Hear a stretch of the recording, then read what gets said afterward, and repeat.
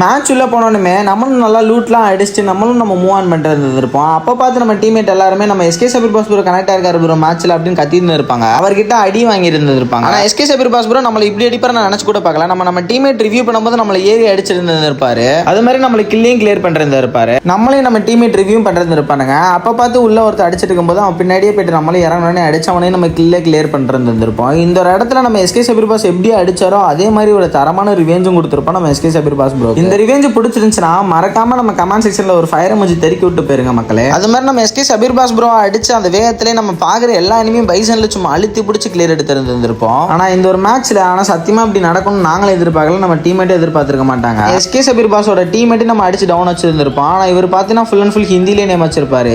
இவர் யார், இவரோட நேம் என்னன்னு தெரிஞ்சுன்னா மறக்காம கமெண்ட் பாக்ஸ்ல அதையும் கமெண்ட் பண்ணிட்டு போயிருங்க. அப்படி இந்த ஒரு மேட்ச்ல எஸ்கே சபீர் பாஸுக்கும் மேல என்னடா நடந்துச்சுன்னு கேட்டீங்கன்னா மறக்காம அதை பாக்குறதுக்கு முன்னாடி நம்ம சேனலை புதுசா பாக்குறவங்க ஒரு லைக் அண்ட் சப்ஸ்கிரைப் பண்ணிட்டு பாருங்க. இடத்துல நம்ம டீம்மேட் எல்லாருமே செத்து இருந்திருப்போம். அப்ப நம்ம ஜோன்சரி பிளேயர் மட்டும் தான் இருந்திருப்பாரு. நம்மள ரிவ்யூ பண்ண போற சாக்ல கேப்டன்ல ஃபுல்லா எனிமி இருந்திருப்பானுங்க. அவர் வண்டியும் கொளுத்தி நம்ம டீமையும் வைப் அடிச்சிட்டு இருப்பானுங்க. இந்த ஒரு இடத்துல நம்மள எஸ்கே சபீர் பாஸ்க்கு ரிவெஞ்ச் குத்த சந்தோஷத்துல லாபிக்கும் போயிருந்திருப்போம். ஸோ இன்னும் நல்ல வீடியோல பார்க்கலாம். Bye guys.